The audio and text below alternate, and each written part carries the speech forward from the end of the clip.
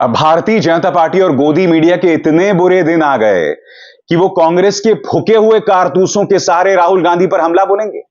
दोस्तों, राहुल गांधी के खिलाफ प्रधानमंत्री कार्यालय ने एक बहुत ही शर्मनाक टूल किट जारी कर दिया है, जिसके सहारे कांग्रेस के फूके हुए कारतूसों, कांग्रेस के वो प्रवक्ताओं जिनकी कोई विश्वसनीयता नहीं है, जो खुलेआम झूठ बोल रहे हैं, आप थोड़ी सी पड़ताल करेंगे और आपको पता चल जाएगा कि कांग्रेस के पूर्व प्रवक्ता, ये पूर्व नेता लगातार झूठ बोल रहे हैं और उनके सहारे अब राहुल गांधी पर हमला बोला जा रहा है। मुद्दा क्या है, मैं आपको बताता हूं। सबसे पहले दोस्तों, प्रधानमंत्री ये बयान जारी करते हैं और वो बयान क्या होता है कि अगर कांग्रेस और समाजवादी पार्टी सत्ता में आ गई तो राम मंदिर को क्या वो अस्पताल में बदल देंगे। बात यहां से शुरू होती है और उसके बाद कांग्रेस का एक फुका हुआ कारतूस जिसका नाम है आचार्य प्रमोद कृष्णन, जो एक जमाने में प्रियंका गांधी वाड्रा का सलाहकार हुआ करता था और अब पिछले करीब 2 सालों से कांग्रेस के खिलाफ जहर उगल रहा है, उसकी तरफ से एक बयान आता है। और वो बयान क्या है कि अगर राहुल गांधी प्रधानमंत्री बन गए तो वो सुप्रीम कोर्ट का फैसला पलट देंगे और पूरी की पूरी गोदी मीडिया दोस्तों उसे अपने प्राइम टाइम में जगह देती है। मैं आपसे एक सवाल पूछना चाहता हूं, सुप्रीम कोर्ट का फैसला आ चुका है, राम मंदिर बन चुका है, लोग वहां पर दर्शन कर रहे हैं, बावजूद उसके गोदी मीडिया आपको यह संदेश दे रहा है कि राहुल गांधी ये सब निरस्त कर देंगे, ये सब खत्म कर देंगे। मैं आपसे सवाल पूछना चाहता हूं, अगर गोदी मीडिया आपको झूठ बोल रहा है, आपको यह बकवास बता रहा है, तो कम से कम हमें तो अपनी बुद्धि का इस्तेमाल करना चाहिए। और सबसे शॉकिंग, भारतीय जनता पार्टी के नेता उस पर प्रतिक्रिया दे रहे हैं, और क्यों ना हो, क्योंकि यह टूल किट तो प्रधानमंत्री कार्यालय की तरफ से जारी हुआ है ना। मैं फिर आपसे सवाल पूछना चाहता हूं, जो नेता यह कह रहा है कि राहुल गांधी के प्रधानमंत्री बनते ही राम मंदिर को खत्म कर दिया जाएगा, सुप्रीम कोर्ट के फैसले को पलट दिया जाएगा, अरे भाई, राम मंदिर बन चुका है, कोई चाहकर भी उसके वजूद को खत्म नहीं कर सकता है। मैं आपको बतलाना चाहूंगा दोस्तों, इन चेहरों पर गौर कीजिए, आचार्य प्रमोद कृष्णन, राधिका खेरा, गौरव वल्लभ, रोहन गुप्ता, अव्वल दर्जे के डरपोक, कायर और अवसरवादी नेता। ये जो बयान दे रहे हैं, मीडिया उसे सच के तौर पर बता रहा है, जबकि ये लोग सिर्फ और सिर्फ गलत बयानी कर रहे हैं। और जैसे कि प्रधानमंत्री ने कहा है ना, झूठ बोलो, बार बार झूठ बोलो, तो एक टूल किट जारी हो गया है जिसके अंतर्गत इनके अनर्गल बयानों को सत्य के तौर पर पेश किया जा रहा है। मगर जैसे कि मैंने आपको बताया, इसकी शुरुआत होती है प्रधानमंत्री की उस बयान के साथ जिसमें प्रधानमंत्री ये कहते हैं कि अगर राहुल गांधी सत्ता में आ गए तो राम मंदिर को अस्पताल में बदल दिया जाएगा। सुनिए प्रधानमंत्री ने क्या कहा था। सपा कांग्रेस वालों, ये भी बता दो, क्या सत्ता में आए तो राम मंदिर को भी अस्पताल में परिवर्तित कर दोगे क्या? और जैसे ये बयान आता है, कांग्रेस का एक फूका हुआ कारतूस ये कहता है कि राहुल गांधी ने मुझे बताया था कि अगर वो सत्ता में आ गए तो राम मंदिर के फैसले को पलट दिया जाएगा। क्या गोदी मीडिया आपको यह बता रहा है कि फैसले को कैसे पलटा जाएगा? क्या हमें उस पर अपना दिमाग का इस्तेमाल करना चाहिए, नहीं करना चाहिए? मगर देखिए दोस्तों, किस तरह का झूठ गोदी मीडिया चला रहा है। एक एक करके आपकी स्क्रीन पर टाइम्स नाउ भारत, राहुल गांधी पर फूके हुए कारतूस का बड़ा दावा, बोले राम मंदिर के फैसले पर राहुल ने बैठक की थी। राहुल गांधी को लेकर प्रमोद कृष्णन का बड़ा दावा, राम मंदिर के फैसले को पलटने की बात कही थी। राम मंदिर पर फैसला पलट देंगे राहुल गांधी, फूके हुए कारतूस ने लगाया बड़ा आरोप। फिर देखिए, इसी मुद्दे पर स्मृति ईरानी बयान भी दे देती हैं। केंद्रीय मंत्री व अमेठी से भाजपा उम्मीदवार स्मृति ईरानी ने कहा कि आज राहुल गांधी का एक घिनौना सच सामने आ गया है। कांग्रेस नेता का ही आरोप है कि राहुल गांधी व गांधी परिवार की यह मंशा है कि अगर उन्हें थोड़ी सी भी सत्ता मिली तो वे राम मंदिर के निर्णय को पलट देंगे। सुबह से विषय चल रहा है लेकिन गांधी परिवार ने एक भी स्पष्टीकरण नहीं दिया है। फिर देखिए रिपब्लिक भारत, राहुल गांधी, क्या आपकी सरकार बन गई तो आप राम मंदिर के फैसले को पलट देंगे? कांग्रेस के पूर्व नेता फूके हुए कारतूस जी। फिर देखिए साहब, जी न्यूज, पूर्व कांग्रेस नेता माननीय फूके हुए कारतूस का बड़ा दावा, कांग्रेस नेता राहुल गांधी पर लगाया बड़ा आरोप, कहा राम मंदिर के फैसले को पलटने की कही थी बात, सत्ता पे आने पर फैसला बदलने की बात कही थी। न्यूज 18 का एक और शो, तो आप देख सकते हैं तमाम जगहों पर यही किया जा रहा है। अब मैं आपसे एक सवाल पूछना चाहता हूं। जिस फूके हुए कारतूस की मैं बात कर रहा हूं, पिछले 2-3 सालों से, यानी कि कांग्रेस से निकाले जाने से पहले से ही यह व्यक्ति लगातार कांग्रेस के खिलाफ बोल रहा है। इनफैक्ट इसने ब्राह्मणवाद की दुहाई देते हुए आरक्षण को खत्म करने की बात की थी। मैं भाजपा से सवाल पूछना चाहता हूं कि आपकी पार्टी में ऐसे लोगों को तरजीह क्यों दी जाती है जो संविधान को खत्म करने की बात करते हैं, आरक्षण को खत्म करने की बात करते हैं। सुनिए यह फूका हुआ कारतूस, ये सो कॉल्ड आचार्य क्या कह रहा था। जातिवादी होने का हमला हम पर वो नेता करते हैं जो एक एक जातियों के नेता हैं, जिनकी हैसियत एक एक जाति की है। ये पिद्दी ना पिद्दी के शोर में ब्राह्मणों को धमकाने की बात करते हैं। मैं कहना चाहता हूं कि अगले महाकुंभ में एक प्रस्ताव आना चाहिए। यदि भारतीय लोकतंत्र से, भारत की राजनीति से जातिवाद को मिटाना चाहते हो और भारत के संविधान में बाबा साहब अम्बेडकर ने यह व्यवस्था दी है, यह हमारा प्रेम्बल है कि भारत के अंदर धर्म, जाति और लिंग के आधार पर कोई भेदभाव नहीं होगा।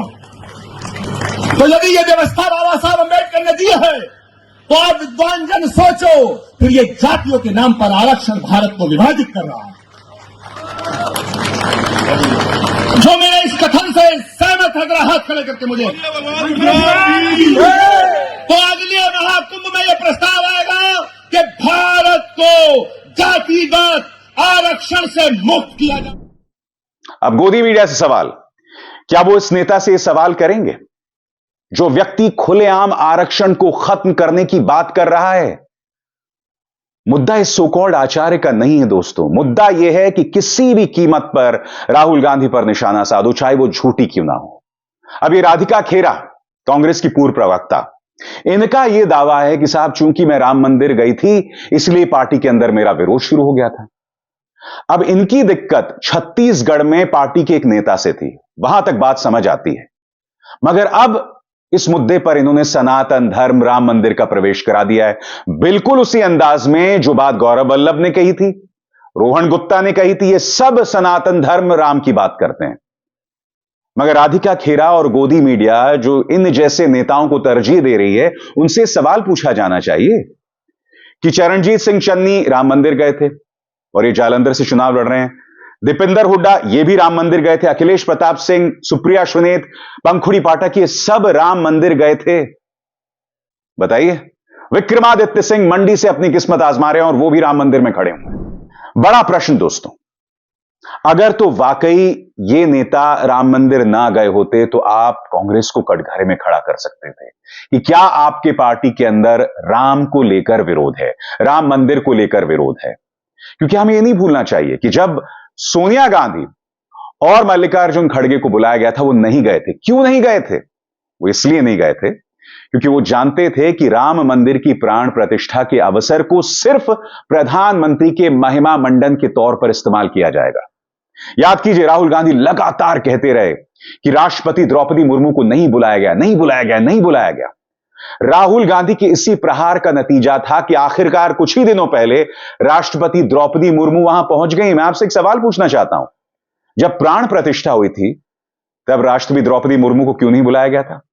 जब नई संसद का उद्घाटन हुआ था तब भी उन्हें नहीं बुलाया गया था, जबकि संवैधानिक पद की निगाह से वो प्रधानमंत्री से ऊपर हैं, फिर भी उन्हें नहीं बुलाया गया था। मगर राहुल गांधी ने जो लगातार हमला बोला राष्ट्रपति द्रौपदी मुर्मू का नाम लेकर कि किस तरह से उन्हें नहीं बुलाया गया था राम मंदिर की प्राण प्रतिष्ठा पर, नतीजा यह हुआ कि द्रौपदी मुर्मू जो है वो राम मंदिर पहुंच गई उनके दर्शन करने। यह सब क्या बतला रहा है? यह सब यह बतला रहा है कि जो राहुल गांधी बात कह रहे हैं वो सही है। अब राम के सहारे एक और झूठ एक व्यक्ति बोल रहा है जिसकी कोई विश्वसनीयता नहीं, जो आरक्षण का विरोध कर रहा है। सीधा सा सवाल, स्मृति ईरानी एक ऐसे व्यक्ति के बयान पर क्यों जोर दे रही हैं, उसे क्यों तरजीह दे रही हैं जो खुलेआम आरक्षण का विरोध कर रहा है? फिर से सुनिए आचार्य प्रमोद कृष्णन ने क्या कहा था। जातिवादी होने का हमला हम पर वो नेता करते हैं जो एक एक जातियों के नेता हैं, जिनकी हैसियत एक एक जाति की है। ये पिद्दी ना पिद्दी के शोर में ब्राह्मणों को धमकाने की बात करते हैं। मैं कहना चाहता हूं कि अगले महाकुंभ में एक प्रस्ताव आना चाहिए। यदि भारतीय लोकतंत्र से, भारत की राजनीति से जातिवाद को मिटाना चाहते हो और भारत के संविधान में बाबा साहब अम्बेडकर ने यह व्यवस्था दी है, यह हमारा प्रेम्बल है कि भारत के अंदर धर्म, जाति और लिंग के आधार पर कोई भेदभाव नहीं होगा, तो यदि यह व्यवस्था बाबा साहब अम्बेडकर ने दी है तो आप विद्वान जन सोचो, फिर ये जातियों के नाम पर आरक्षण भारत को विभाजित कर रहा है। जो मेरे इस कथन से सहमत है, हाथ खड़े करके मुझे तो अगले महाकुंभ में यह प्रस्ताव आएगा कि भारत को जातिगत आरक्षण से मुक्त किया जाए। मैं जानता हूं आप में से कई लोग क्या कहेंगे कि भाई ऐसे फूके हुए कारतूसों को क्या जगह देनी। बिल्कुल सही है, नहीं देनी चाहिए। मुद्दा ये व्यक्ति नहीं है, मुद्दा वो टूल किट है जो आपने तमाम गोदी मीडिया में देखा, जिसे बाकायदा प्रमाण के साथ मैंने आपके सामने पेश किया है। मुद्दा है स्मृति ईरानी का ऐसे नेताओं को तरजीह देना। ये बता रहा है ये बुरी तरह से बौखला गए हैं, ये डेस्परेट हैं। 3 चरण के मतदान होने को आए और भारतीय जनता पार्टी को लग रहा है कि भाई जिस तरह से वोटिंग होनी चाहिए थी वैसा हुआ नहीं, उनके समर्थक को जिस तरह से सामने आना चाहिए था वैसा हुआ नहीं, उन्हें ऐसा लग रहा है। अब इस बौखलाहट में प्रधानमंत्री अनर्गल बातें करते हैं, जहरीली बातें करते हैं, लगातार चुनाव आयोग के दिशा निर्देशों का उल्लंघन कर रहे हैं। चुनाव आयोग सोया हुआ है, वो कुंभकर्णी नींद सोया हुआ है, वो पूरी तरह से नाकाम नाकारा बना हुआ है। और अब झूठ का सहारा, चाहे राधिका खेरा के जरिए हो, चाहे आचार्य प्रमोद कृष्णन के जरिए हो, चाहे गौरव वल्लभ के जरिए हो। हकीकत यह दोस्तों कि ये तमाम नेता सिर्फ और सिर्फ अवसरवादी हैं और उसके अलावा कुछ नहीं। बुद्धि का इस्तेमाल कीजिए। आचार्य प्रमोद कृष्णन साफ तौर पर झूठ बोल रहे हैं, उनके पास ऐसे कोई प्रमाण, कोई सबूत नहीं मौजूद हैं और ऐसा हो ही नहीं सकता। वरना मुझे बताइए ना, विक्रमादित्य जो हैं वो राम मंदिर जाते, चरणजीत सिंह चन्नी वो राम मंदिर जाते, दीपेंद्र हुड्डा, अखिलेश प्रताप सिंह, सुप्रिया सुनीत, ये तमाम लोग राम मंदिर गए और उनमें से कईयों को लोकसभा टिकट मिला। इसीलिए मैं आपसे कह रहा हूं, इस्तेमाल कीजिए, यह आपका है। कॉमन सेंस, सामान्य ज्ञान, सामान्य सोच, इसे हम न्या त्यागें। अंधभक्ति का यही दुष्परिणाम होता है कि हम सोचने समझने की क्षमता को भूल जाते हैं। अगर आप तर्कों पर रहेंगे तो इस तरह के प्रोपेगेंडा में नहीं बहेंगे। मैंने पिछले 10 मिनट में भाजपा के इस पूरे प्रोपेगेंडा को एक्सपोज कर दिया। कल लगातार गोदी मीडिया ने 1-1, 2-2 घंटे की बहस की, मगर मैंने सिर्फ 10 मिनट में दूध का दूध और पानी का पानी कर दिया। बता दिया कि यह सरासर झूठ है, बता दिया कि इसके पीछे एक टूल किट है जिसके जरिए विपक्ष के नेताओं पर निशाना साधना है। मगर मैं फिर कहना चाहता हूं कि अगर आपको लड़ाई लड़नी है तो मुद्दे पर लड़ाई लड़िए ना।